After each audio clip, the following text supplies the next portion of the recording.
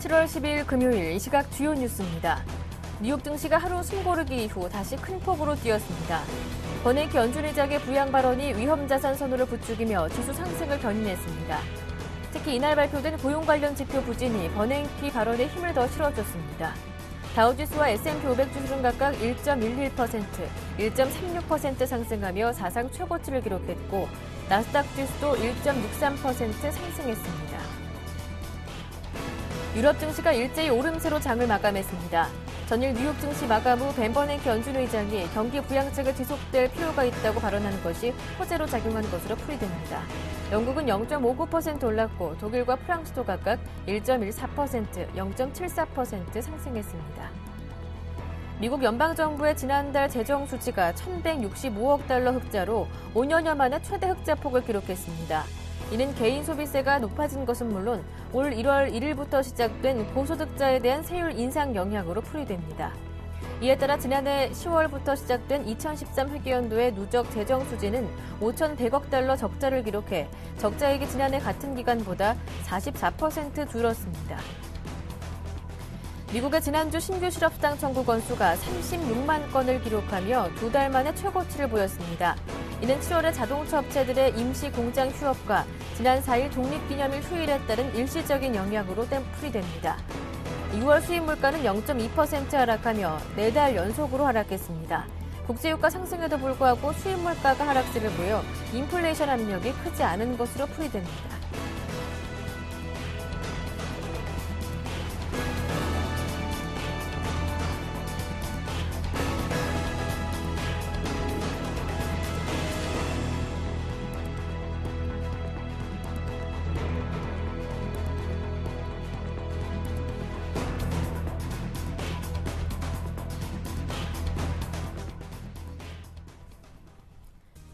안녕하세요. 굿모닝 대박예감 김보람입니다.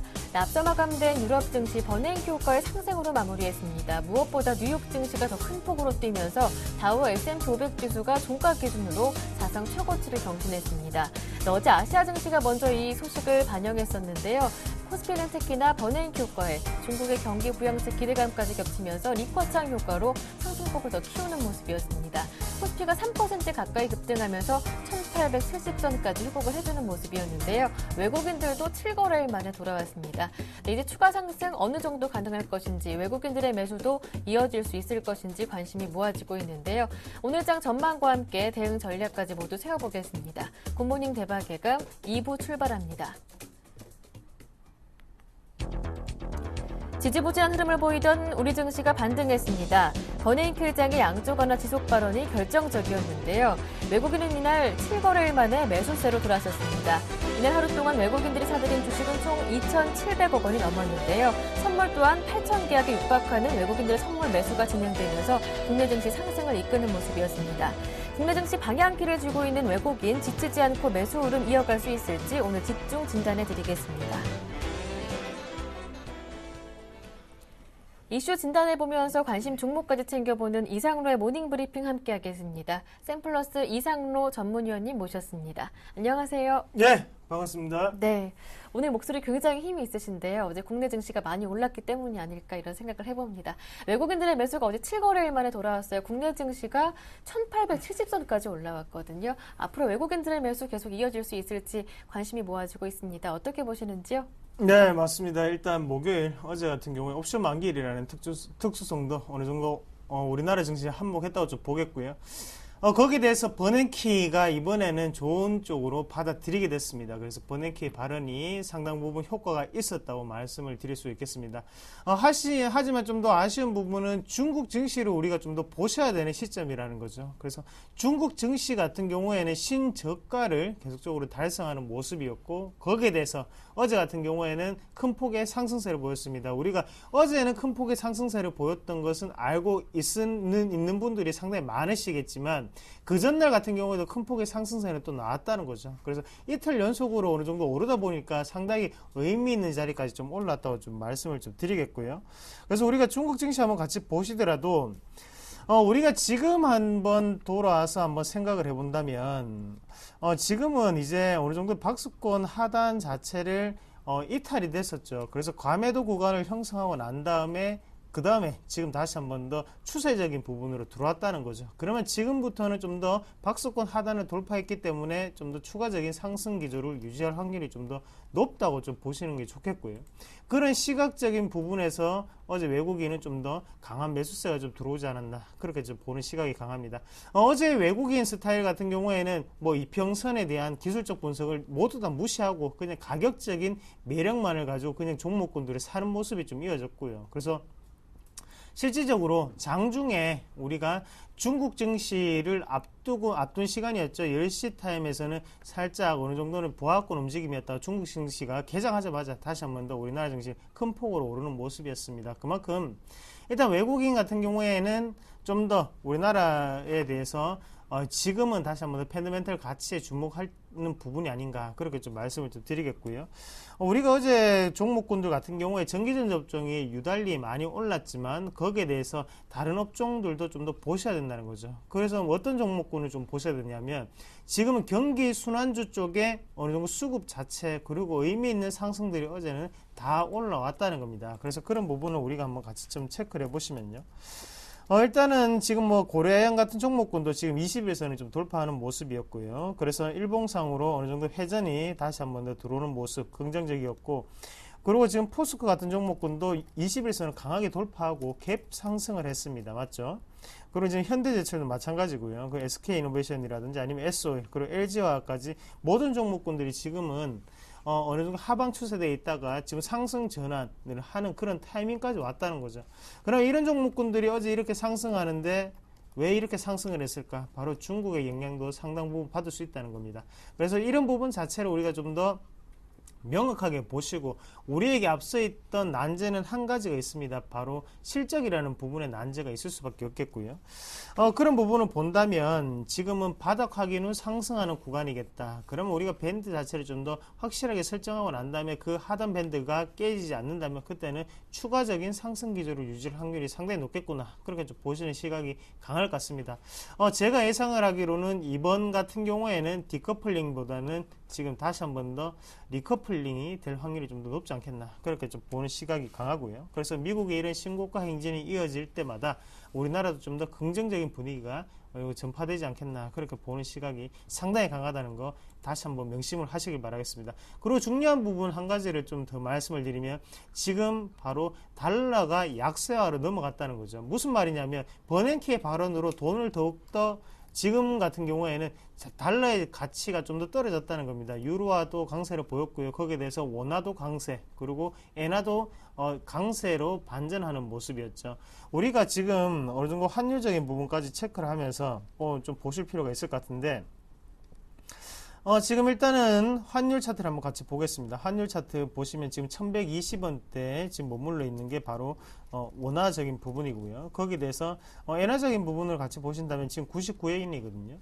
생각보다는 100엔 자체를 지금 상단으로 올라가기가 사실상 상당히 힘들어 보인다는 거죠. 그런 분위기를 봤을 때 미국의 이런 분위기, 버냉키 발언은 다시 한 번 더 엔화에 대해서 100엔대를 변곡점으로 잡아주는 그런 역할을 했지 않나, 그렇게 보는 시각이 상당히 강하다고 말씀을 드리겠고, 그렇게 된다면 엔화에 대해서 피해를 봤던 업종들이 다시 한 번 더 큰 폭의 상승을 좀 더 유지할 수 있다는 거죠. 그래서 가격적인 경쟁력이 아니라 지금은 품질적인 경쟁력으로 우리나라가 좀 더 앞서 나갈 수 있는 분위기, 거기에 대해서 운수장비 업종 같은 경우에도 다시 한 번 더 조정을 받고 다시 상승 턴을 할 수 있는 분위기가 아니었나, 그렇게 말씀을 좀 드리겠습니다. 그래서 지금 같은 경우에 코스피 차트를 한번 보시면서 어느 정도 바닥권 아니면 밴드권을 좀 잡아본다면요. 지금 한번 코스피 같이 한번 보겠습니다. 그러면 이 자체를 우리가 하락 추세대로 보기에는 사실상 좀 힘들고요. 하락 추세대는 아니고 지금은 어느 정도의 과매도라고 하고, 지금 같은 경우에는 박스권 상단을 돌파하는 그런 움직임이 나타나지 않았나, 그렇게 저는 좀 생각을 강하게 하고 있습니다. 그래서 앞서서 보시면 갭을 우리가 좀 더 유념 있게 보셔야 될 것 같아요. 그래서 앞서서도 갭이 한번 있었고요. 거기에 대해서 이 갭이 있었는데 이런 갭이 있는 만큼 쉽게 주가는 조정으로 움직일 수 있었고 거기에 대해서 변동폭은 상당히 크게 나타났습니다. 그러면 이런 갭을 이용해서 어제 큰 상승을 이루었을 때도 20일선을 돌파하는 흐름이었고 거기에 대해서 갭을 또다시 한 번 더 동반을 했다는 거죠. 그만큼 물량 자체가 확보되어 있는 차원에서 쉽게 올라갈 수 있는 흐름이 좀 더 나타나는 게 바로 어제 한국 증시의 흐름이었고요. 그런 관점에서 본다면 14일이 지금 같은 경우에 1890밴드까지 올라갈 수 있는 흐름이 나타날 수 있겠고, 만약에 1890으로 곧장 올라가는 흐름이 안 나타나고 다시 한 번 더 하단으로 내려온다면 하단 밴드 같은 경우에는 1850포인트까지는 우리가 좀 더 열어놓으시고 하단 자체를 지지하고 다음에 어느 정도는 받고 가는지를 좀 또 보시는 전략이 좀 필요하지 않겠나, 그렇게 말씀을 드리겠습니다. 경우의 수는 상당히 많습니다. 그 경우의 수 중에서 여러 가지 경우의 수를 다 우리가 생각을 해볼 필요가 있다는 거죠. 그러면 실적 발표를 앞두고 있는 상황에서 외국인의 움직임 자체가 곧장적으로 들어올 것인가? 그건 또 아니라고 보거든요. 그러면 사실상 어느 정도 지지점 자체를 1850밴드, 1860밴드에 맞춰놓고 거기에서는 우리의 저가 매수에 임하는 전략, 그리고 실적을 확인을 다시 한 번 더 확인하시는 전략이 좀 더 필요할 것 같고요.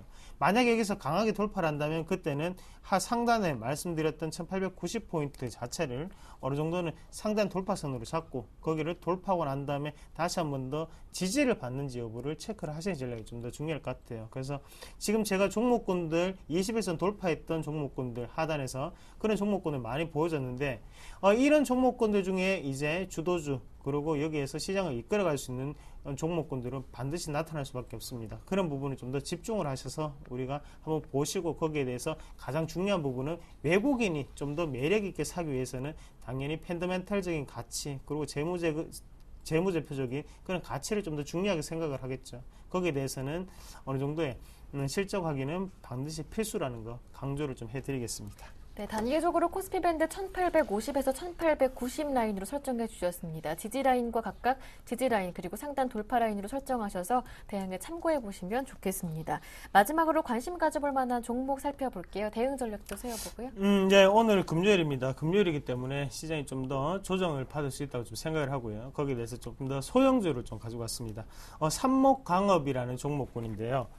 삼목강업 같은 경우에는 뭐 이름만 보시면 목재 종이 회사인가라고 생각을 하시는 분들도 계실 건데 그런 회사는 아니고요. 자동차용 스프링을 만드는 회사입니다. 그래서 서스펜션 스프링이라고 하죠. 서스펜션 스프링 같은 경우에는 좌석에 들어가는 스프링 이런 것을 좀 생각하시면 좋을 것 같아요. 그래서 차체적인 어느 정도의 탄력이라고 하죠. 그리고 안정성을 위해서 들어가는 스프링을 뜻하는 거라고 보시면 좋을 것 같고, 이런 스프링을 만드는 회사가 바로 대원강업이라는 회사가 있습니다. 그 회사가 상당 부분 비중을 많이 차지하고 있지만 지금 삼목강업 같은 경우에 특수적인 분위기가 소형차라든지 아니면 중형에는 이쪽 게 많이 들어간다는 거죠. 그리고 어느 정도 현대차, 기아차에 대한 매출 한번 보시면 점유율 중에 14%를 차지하고 있습니다. 그만큼 어느 정도는 확실한 카드를 가지고 난 다음에 지금 안정적인 성장을 그래도 거듭할 수 있는 종목군이 아닌가, 그렇게 말씀을 좀 드리겠습니다.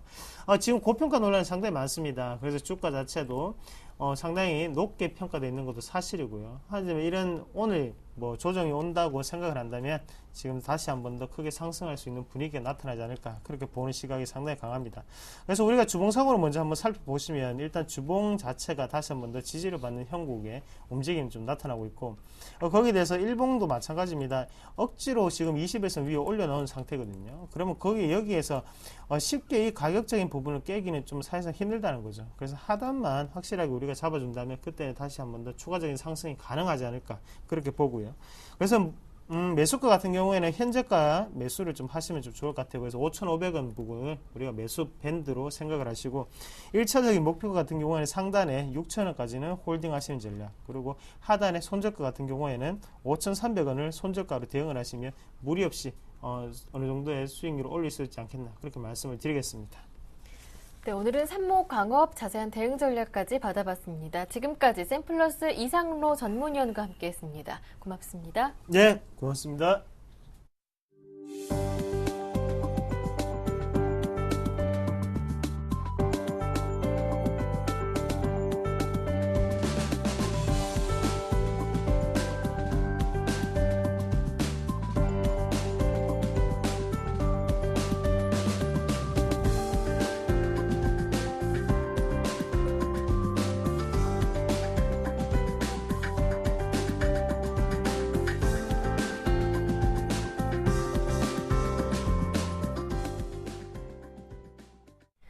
최병곤의 종목 박스 시간으로 이어갑니다. 샘플러스 최병곤 전문위원님 모셨습니다. 안녕하세요. 네, 안녕하세요. 네, 이제 다음 주 15일에 개성공단 정상화를 위한 3차 실무회담을 열기로 합의한 가운데 남북 경협주들 계속해서 오르고 있는데 오늘 분석해 주실 테마가 이 경협주라고요. 예, 그렇습니다. 남북 경협 관련 내용을 갖고 있는 종목들은 지금 굉장히 좀 변동성을 많이 가지고 있는데요. 이제 지금 현재로서는 어쨌든 남북한이 실무회담을 가지면서 뭔가 대응에 대해서 계속 지금 협의를 하고 있는 상황인데, 이 종목군의 특성은 가장 큰 특성이라고 할 수 있는 것이 역시 뭔가 좀 내용이 불확실하다는 것입니다. 과거에 정치 테마라든지 이런 종목군이 움직일 때도 사실은 그 정치인의 말 한마디나 아니면 어떤 행보에 따라서 주가가 좌지우지되는 경향이 많았었는데요. 이 남북 경협 관련주들이 지금 현재 진행을 보면은 그런 면이 좀 상당히 크다라고 할 수 있습니다. 그러니까 단순히 기대감만 크게 있는 것이 아니라 불확실성도 많고 또 북한에서 어떤 얘기를 갑자기 꺼낼지도 모르는 상황이기 때문에 거기에 따라서 사실은 뭔가 상황이 급변할 가능성이 높은 그런 종목군이죠. 근데 아이러니하게도요, 이런 종목군이 대부분 보면은 세력들이 손을 댈 경우에 주가의 진행이 잘 나오는 경향이 많습니다. 왜 그러냐 하면은 개인 투자자들은 일단 불확실한 내용을 가지고 마음 놓고 투자를 하기가 좀 힘든 면이 있거든요. 과거의 정치 테마주들도 보면은 뭐 각 정치인별로 관련주가 분류가 되면서 그 상승이 나왔었는데 실제로 보면은 박근혜 관련주라고 할 수 있는 종목군은 상승이 그렇게 크게 안 나왔었습니다. 하지만은 안철수 관련주 같은 경우에는 굉장히 큰 상승이 나왔었는데 그런 것이 결국은 안철수 씨가 그때 입장을 명확하게 정리를 안 한 상태였기 때문에 투자자들도 거기에 따라서 자신 있게 공략을 못했던 부분이죠. 하지만 그거를 오히려 역으로 이용을 해서 매수를 끌어올리는 경향이 좀 있기 때문에 뭐 그런 면에서 위험 관리만 철저하게 된다면 한번 관심을 가져볼 만한 그 테마성 종목군이 아닌가라는 생각을 하고 있습니다. 어쨌든 뭐 내용적으로는 그렇다고 하더라도 아무래도 이제 그 실제적인 어떤 성과보다는 기대감에 의해서 작용을 하는 종목들이기 때문에 리스크가 크다는 것은 바뀌지 않는 사실이고요. 관련주 몇 가지만 좀 살펴보시겠습니다. 워낙 종목들이 많기 때문에 사실 최근에 매수가 많이 들어오고 진행이 잘 가는 종목들만 좀 살펴보시는데요. 가장 중심에 있는 종목이 역시 현대상선입니다. 현대상선 같은 경우에는 지금 현재로서는 그 주가가 5월 달에 9,000원대까지 떨어졌다가 최근 들어서 이제 15,000원권을 회복하고 있는데요. 6월 달부터는 계속해서 이 가격대에 박스권을 진행을 하고 있습니다. 그렇기 때문에 불확실성은 굉장히 많이 안고 있지만 주가는 막상 그렇게 크게 변동을 안 하는 순간순간의 변동은 크지만 전체적인 흐름은 박스권을 가고 있는 그런 흐름이 나오고 있고요. 투자를 하기에도 상당히 좀 명확한 기준을 갖고 있죠. 박스권 하단을 깨면은 매도를 하고 아니면 상단을 돌파하면 매수를 한다든지 이런 식의 대응이 가능할 것 같고요. 그 다음에 에머스퍼시픽 같은 경우에도 지금 이 관련주의 중심주로서 올라서고 있는 모습입니다. 주가가 3,000원대에서부터 지금 8,000원대, 9,000원대까지 올라선 모습이죠. 그래서 이 종목 같은 경우에도 과거에도 이제 그 경협 관련주로 분류가 되긴 했습니다만은 큰 폭의 상승보다는 좀 주변주로서 많이 진행을 하다가 최근 들어서 이제 매수세가 많이 몰리면서 주가가 급등을 하는 모습을 보이고요. 그 밖에 이제 뭐 이화전기라든지 또 광명전기 같은 전통적인 뭐 남북 경협 관련주들이 있는데 이쪽은 아무래도 그 이화전기가 제일 흐름이 강했습니다만은 최근에 계열사가 뭐 법정관리식으로 이제 부도가 나면서 상황이 안 좋아지는 바람에 현재로서는 존재감이 약간은 희미해진 그런 상태라고 보시면 될 것 같습니다. 네. 남북 경협주 말씀해 주시면서 현대상선, 이화전기, 에머스퍼시픽까지 여러 종목들을 언급해 주셨는데 이 가운데 어떠한 종목을 주실지 관심 종목으로 주실지는 잠시 뒤에 얘기를 들어보도록 하고요. 먼저 지난 종목 AS부터 받아보겠습니다. 지난 6월 25일에 코덱스 레버리지를 주셨었는데 차트를 보니까 지금까지는 이때가 저점이었고요. 그리고 어제 지수가 큰 폭으로 오르면서 코덱스 레버리지도 큰 폭으로 한 7% 가까이 급등을 해주더라고요. AS 부탁드릴게요. 예. 일단 뭐 레버러지 같은 경우는 아무래도 지수 자체를 기준으로 잡고 네. 대응을 하는 거니까 지수가 일단은 그 첫 추천을 드리는 지점에서 이제 저점을 찍을 것이다라고 판단을 한 것이고 그 뒤에 이제 주가가 다시 한번 저점을 건든다든지 뭔가 좀 상황 악화가 또 있을 수도 있다라고 생각을 했었습니다만은 현재 상황을 보면은 그 버냉키의 발언이 어쨌든 긍정적인 작용을 해주면서 주가가 더 저점을 깨지는 않고 반등 시도를 더 하는 것 같습니다. 해서 지금 현재로서는 추가 상승에 대한 부분을 한번 기대해 볼 수 있겠고요. 지금 목표치로 제가 11,500원을 제시를 했는데 좀 시간이 더 충분히 지난다면 거기까지도 도달이 가능할 거라고 보고 있습니다. 다만 이제 그 현재로서는 우리 증시 자체의 어떤 그 수급 악화, 그 다음에 어제도 외국인들이 현물에 대한 대규모 매수보다는 선물 매수를 많이 했었거든요. 그것은 이제 결국은 현물은 어차피 장기적인 추세를 보고 좀 들어가야 되는 부분이기 때문에 외국인들 같은 경우에 완전히 자신이 없으니까 바로 대응을 할 수 있는 선물부터 대규모로 사들이고 그로 인해서 프로그램 매수가 유발되면서 현물들이 주가가 전체적으로 다 상승하는 모습이었거든요. 그래서 아직까지는 외국인들의 대응이 확실히 매수로 돌아섰다라고 보기는 좀 어려울 것 같고 네. 오늘 진행을 좀 더 지켜보면은 좀 입장 변화를 알 수 있지 않겠나 이렇게 판단을 하고 있습니다.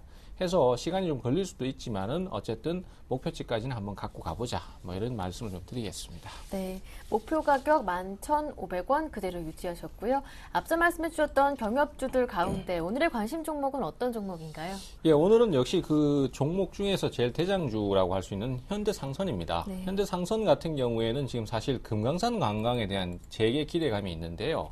이 금강산 관광 재개를 사실 북한에서 먼저 제의를 했습니다. 하지만은 국내에서 그 우리 정부가 거부를 했었죠. 근데 이게 사실은 무조건 거부라기보다도 북한을 좀 조련한다 이런 느낌이 좀 강한 그런 식의 대응이거든요.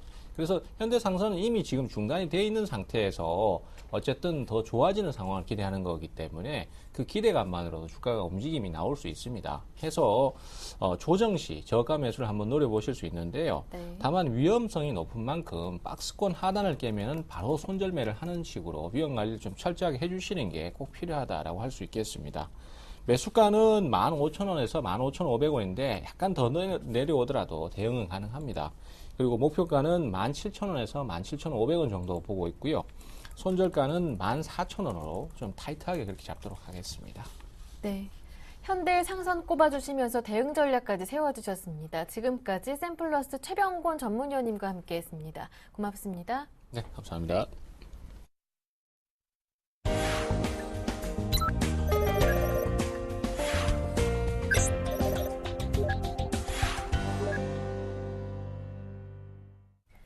청송촌놈 신창원 대표의 증시 타파 시간 이어가겠습니다. 신창원 대표님 전화로 연결해 보겠습니다. 대표님 안녕하세요. 안녕하십니까. 김보람의 청송촌놈 신창원입니다. 안녕하십니까. 전국 시청자 여러분. 반갑습니다. 네, 어제 코스피가 큰 폭으로 뛰었습니다. 3% 가까이 급등하면서 1870선까지 올랐는데요. 추가 상승에 대한 기대감도 높아지고 있습니다. 앞서 최근에 엇박자를 보이긴 했습니다만 앞서 미국 증시도 최고가를 경신하는 모습이었는데요. 예, 뭐 여러분 어제 주식 떠가지고 기쁩니까? 저는 한 개도 안 기쁩니다. 물론 뭐 주식 떠가지고 아주 본전한 데가 안 기쁜 게 아니고 어제 옵션 만기날 우리 개인들이 최소 1,500억, 최대 2,500억 전부 깡통 찼습니다. 여러분 아시다시피 콜 매도에서 160억이면 어제 10배 깨졌기 때문에 1,600억이고요. 풋에서 500억 합쳐가지고 2,000억 정도 우리 개인들이 깡통 찼다 이렇게 볼 수 있습니다. 어제 저는 기분이 어제 너무 안 좋았습니다. 뭐 좋습니까? 개인들이 1,500억에서 2,000억 완전 옵션에서 깡통 차가지고 어제 한강에서 소주 마신 분이 많지 않았나 이렇게 저는 생각하고 있는데 엉뚱한 앞에 시황하는 닭대가리들이 많은데 앞으로 그런 거 하지 마십시오. 지금 다 죽어가는데 무슨 소리 하고 있습니까? 자, 일단 그 사이 삼성전자 갖고 우리 개인들을 다 죽였고요.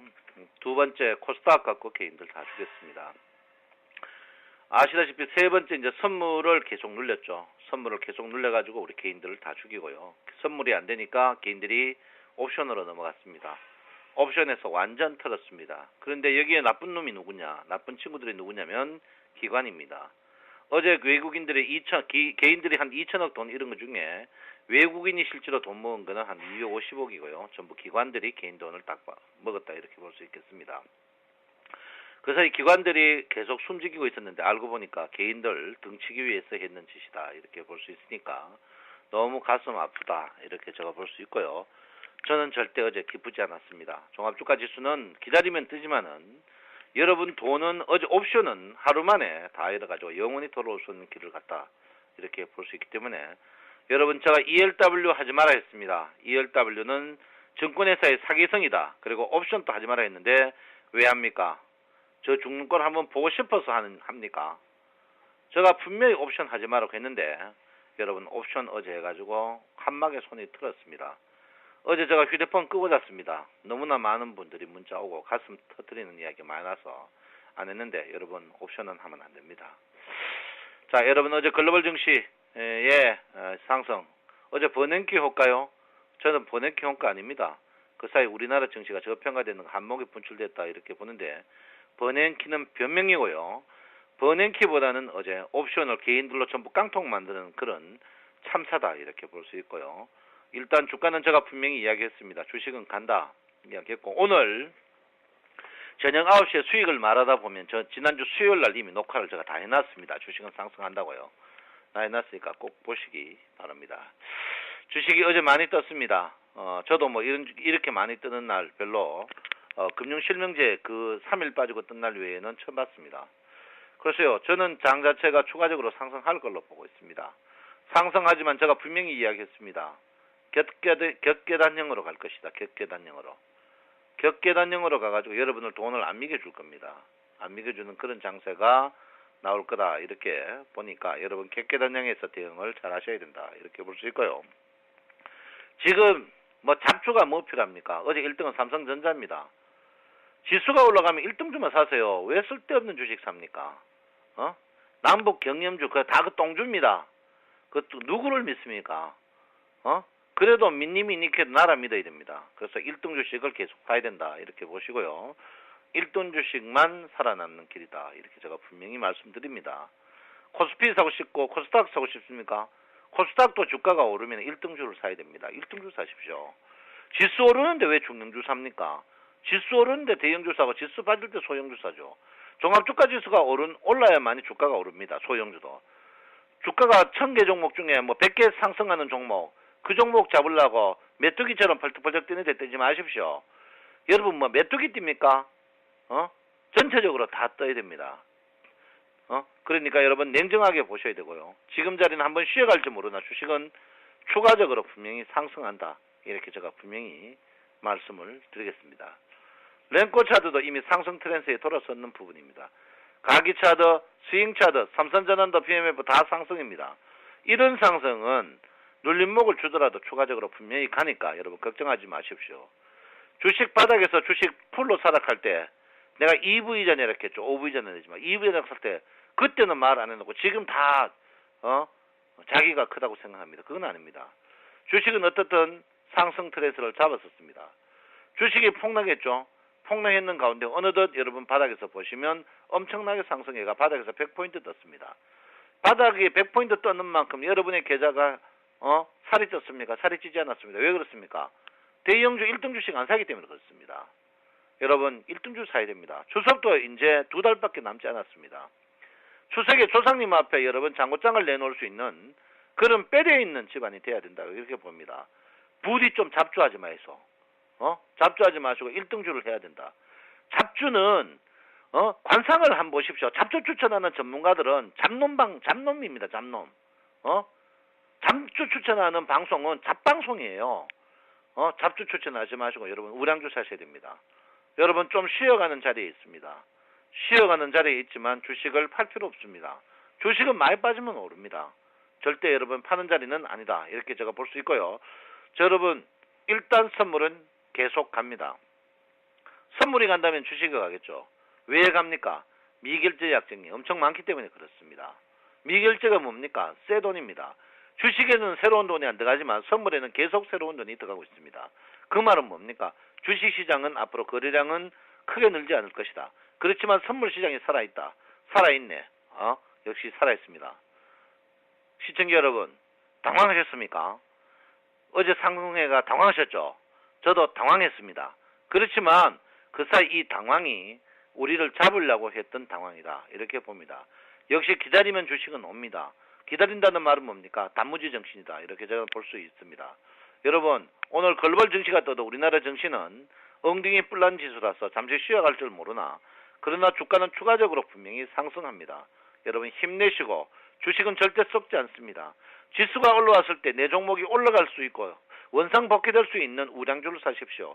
그래야만이 오래 살 수 있습니다.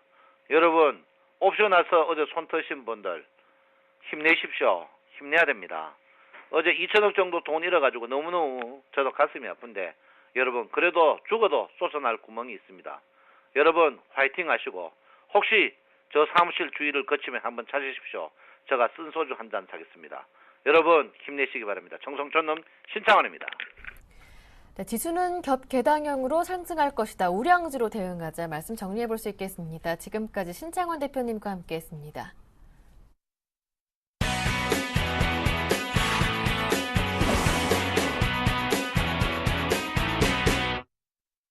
최명석 멘토의 최강 종목 시간 이어가겠습니다. 샘플러스 최명석 멘토 전화로 연결해 보겠습니다. 안녕하세요. 네, 안녕하세요. 오늘도 상큼하게 출발하는 최명성 소장입니다. 네, 오늘 관심 종목 어떤 종목인지 궁금합니다. 네, 오늘의 관심주는 포스코입니다.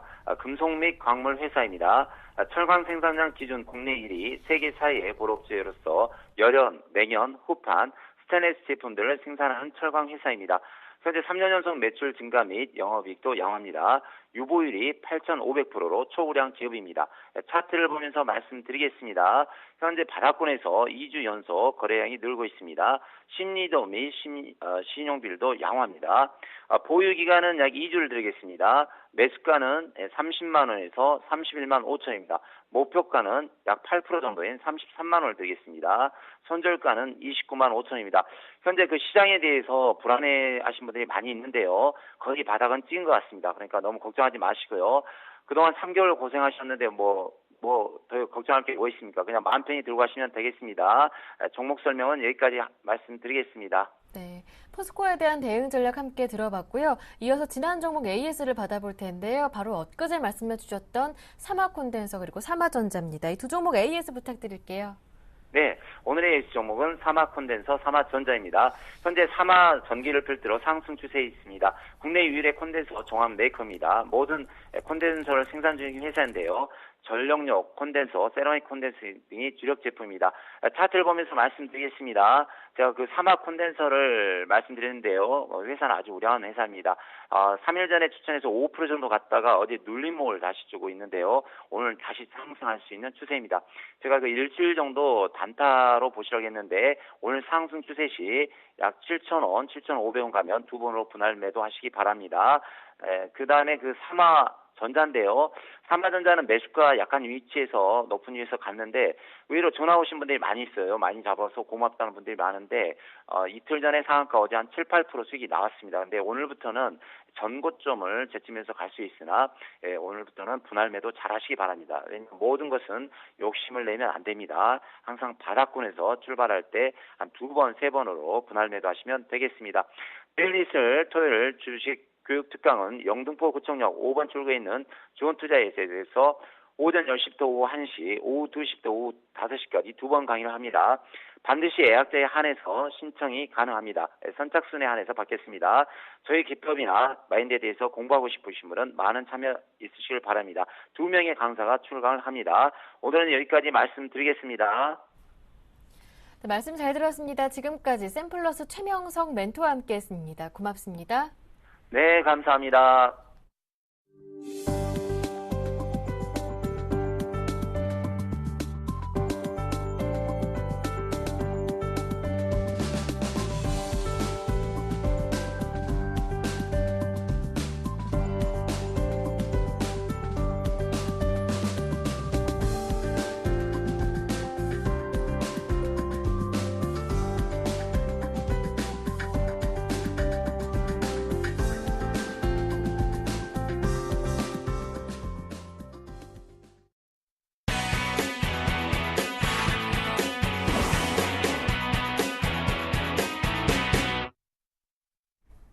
신승용 대표님과 함께 오늘장 체크해봐야 할 이슈 정리해보면서 대응 전략까지 함께 알아보겠습니다. 알바트로스 투자자문의 신승용 대표님 전화로 연결해보겠습니다. 안녕하세요. 네, 안녕하십니까? 네, 버냉키효과의 글로벌 증시가 상승으로 마무리했습니다. 다우지수 S&P 500 지수가 종가 기준으로 사상 최고가를 경신했는데요. 글로벌 증시 한번 정리해보면서 오늘장 체크포인트들, 키포인트 정리해보겠습니다. 네, 지난번 글로벌 증시 우리 시장이 지금 먼저 반응을 했죠.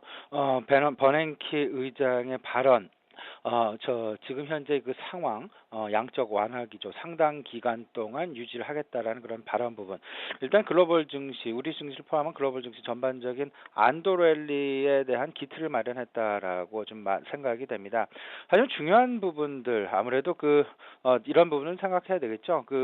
출구 전략에 대한 리스크는 아직 존재한다라는 것. 하지만 상당 기간 연기가 되었기 때문에 일시적인 어떤 그 완화 효과로 인해서 지금 현재 글로벌 증시의 상승 나타났다라고 보시는 것이 좀 바람직하지 않나 이렇게 좀 생각이 됩니다.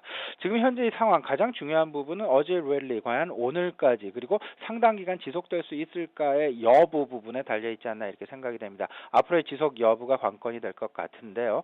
이런 전반적인 부분들 조금 좀 벤 버냉키 의장의 10월 퇴임을 앞두고 지금 현재의 상황 좀 안도 랠리 쪽에 무게를 두시고 박스권 트레이딩 매매가 조금 더 바람직하지 않나 이렇게 지금 생각이 됩니다. 큰 그림에서 본다면 지난번 글로벌 또 한 가지 이제 특이할 만한 사항, 우리 시장에 영향을 줄 만한 사항 좀 나타난 것 같습니다. 그 첫 번째가 이제 그 마이크로소프트사의 구조조정 발표 부분이었는데요. 그 마이크로소프트사의 구조조정 발표 어찌 보면 지금 현재 그 클라우딩 쪽과 그다음에 이제 그 모바일 기기 쪽에 조금은 더 집중을 하겠다라는 그런 의지 발언, 그런 구조조정의 방향성 좀 주목해 볼 필요가 있겠다 이렇게 좀 보셔야 될 것 같습니다. 그 구조조정 방향성 쪽에서 우리가 좀 캐치해야 될 부분은요. 지금 현재 계속되는 2분기 피크에 대한 우려감, 업황 둔화에 대한 어떤 그 우려감이 지속되고 있는 IT 업종 전반적으로 새로운 방향성이 제시될 가능성이 있다라는 것.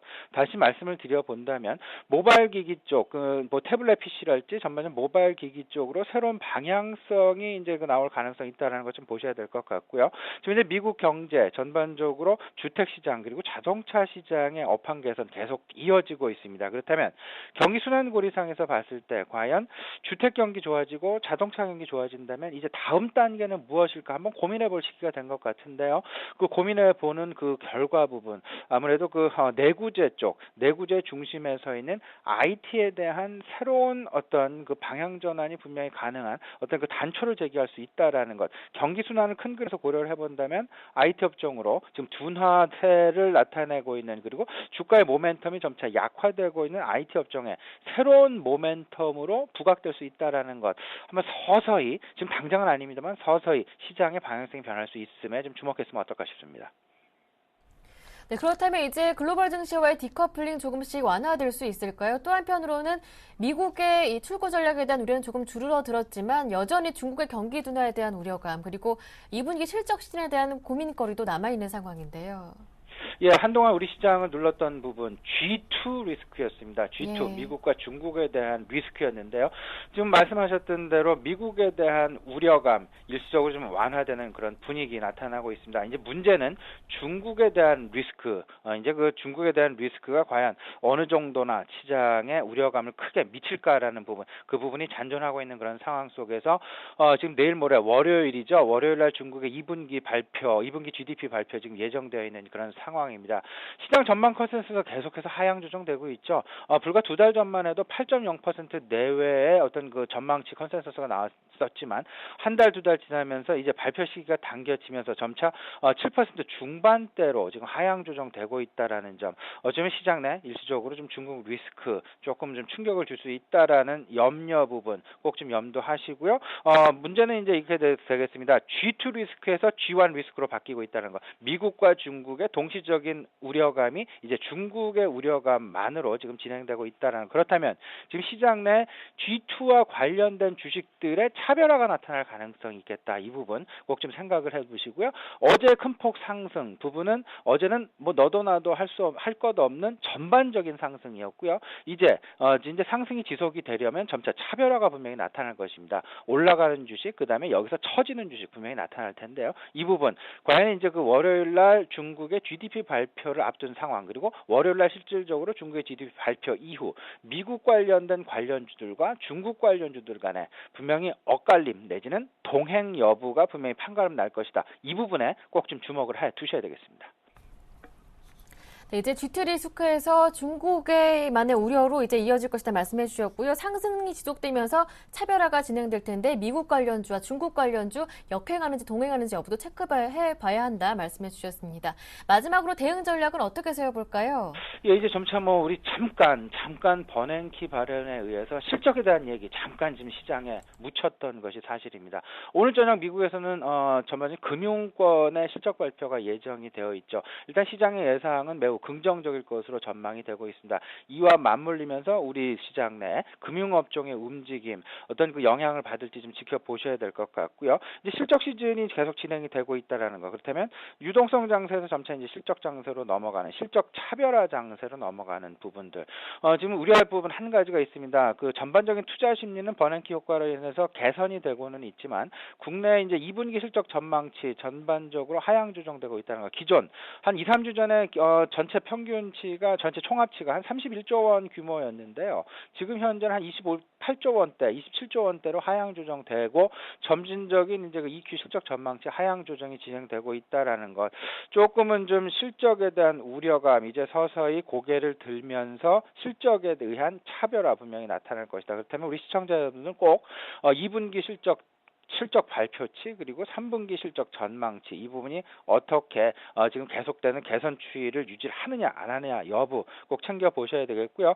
이제 앞으로 시장 대응 전략 좀 말씀을 드려본다면요. 지금 현재 가장 중요한 부분 뭐니 해도 변동성 장세가 얼마나 안정화 기조로 넘어가느냐 안 넘어가느냐의 여부에 주목을 해 두셔야 되겠습니다. 그렇다면 변동성 축소에 대한 확인 무엇으로 할 것이냐 이 부분이 중요할 것 같은데요. 두 가지 관점으로 이제 제시를 하겠습니다. 첫째는 환율 시장의 안정성 여부, 그리고 두 번째는 채권 시장의 안정성을 우선적으로 확인을 해야 되겠다. 다시 한번 강조를 드립니다. 금융 시장이 크게 세 가지가 있죠. 환율 시장, 채권 시장, 그리고 주식 시장이 있는데 주식 시장의 움직임은 뭐니 해도 주변 여건 주변에 있는 주변 시장의 움직임에 의해서 좀 상대적으로 후행성을 보이는 그런 상황들이 크다라는 거. 그렇다면 환율 시장의 먼저 안정화를 좀 따져 보셔야 되겠고요.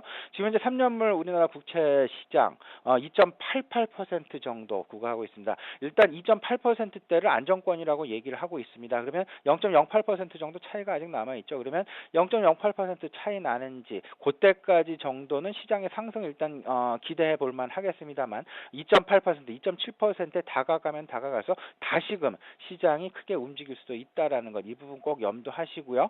큰 그림에서 박스권 목표 설정을 한 트레이딩 전략이 유효하겠다. 다시 한번 강조를 드리겠습니다. 박스권 하면요. 박스권 지수로의 박스권도 중요하겠습니다만 저는 기준을 한번 새롭게 우리 시청자 여러분께 정해놓고 박스권 트레이딩하는 그 큰 그림 전략 좀 강조해드리고 싶은데요.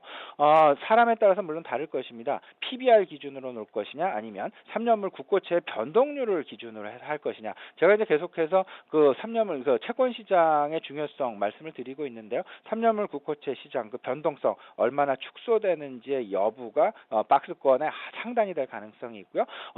오히려 그 3년물 국고채 변동물이 확대되면 될수록 박스권 하단에 갇힐 가능성이 있다라는 것. 이런 부분들을 기준점으로 삼으셔서 각각 그 트레이딩 성격에 따라서 우리 시청자 여러분들의 매매 성향에 따라서 PBR로 삼을 것인가, 국고채 변동률로 따질 것인가 이 부분 기준점으로 삼으셔서 트레이딩 전략, 매매 전략, 박스권 전략 유효하지 않을까 이런 말씀 드려봅니다. 네.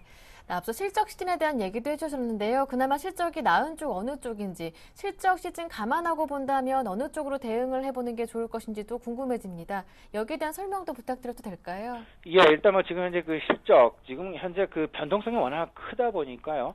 대형주들에 있어서는 실적 개선세를 실질적으로 좀 피부적으로 느끼는 업종 사실은 눈에 뚜렷하게 나타나고 있지 않습니다. 그나마 가장 눈에 띄었던 업종이 IT, 반도체 업종, 그리고 핸드폰 업종이었는데 오히려 이 업종 같은 경우에는 2분기가 피크일 가능성이 높겠다라는 3분기 이후에 어떤 그 실적 둔화 가능성이 대두가 되면서 오히려 더욱더 큰 폭의 하락을 야기했었다라는 점 기억을 할 필요가 있어 보이죠. 그렇다면 이런 상황, 그 변동성 구간에서 과연 어떤 쪽에 초점을 맞춰야 될 것이냐? 제가 개인적으로 판단하기엔 두 가지입니다. 첫 번째는 흑자였다가 이제 적자였다가 흑자로 전환하는 실적 턴어라운드 업종, 이 부분에 대한 관심 좀 필요해 보이고, 이 부분 대표적인 업종은 아무래도 뭐 락앤락이라든지 전반적인 뭐 중국 관련된 일시적인 충격에 의해서 주가가 과거 대비해서 실적이 상대적으로 낮았던 업종, 그 부분이 이제 실적 개선세가 나타나는 실적 컨센서스가 상향 추세가 되는 그런 종목들 한번 골라보시면 어떨까 싶고요. 두 번째는 이렇습니다. 그 저성장이다 할지라도 지속적인 성장이 가능한 업종, 지속적인 성장이 가능한 종목 무엇일까? 이 부분 좀 생각을 해보고, 더 나아가서는 실적에 대한 투명성, 실적 전망에 대한 합치성이 그나마 개연성이 높은 업종 따져본다면 결국은 좀 자동차 업종이 가장 편안한 업종이 아닐까라는 그런 생각. 자동차 업종, 현대기아차를 놓고서 이제 뭐 모멘텀이 사라졌다, 이제 신차 효과도 없다, 뭐 이런 말들 나오면서 주가에 어떤 그 하락 부분 많이 나타났었죠. 그리고 사실상 힘들게 했었던 것도 사실이고요. 하지만 오히려 그 실적의 투명성이 매우 높다라는 것, 그리고 실적 전망이 꾸준하게 개선이 되고 있다라는 점, 이런 부분들로 봐서는 변동성이 확대되고 있는 그런 상황, 그런 장 속에서 안정화를 기다리는 장 속에서는 오히려 바람직한 종목이 될 수 있다라는 것 한번 생각해 보시면 어떨까 싶습니다.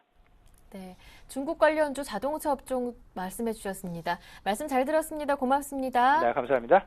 네, 지금까지 알바트로스 투자자문의 신승용 대표님과 함께했고요. 현재 동시호가 진행 중인데요. 코스피 예상지수는 1885포인트입니다. 어제 종가보다는 0.4% 정도, 8포인트 정도 올라온 수치를 가리키고 있고요. 코스닥 예상지수도 확인해 볼까요?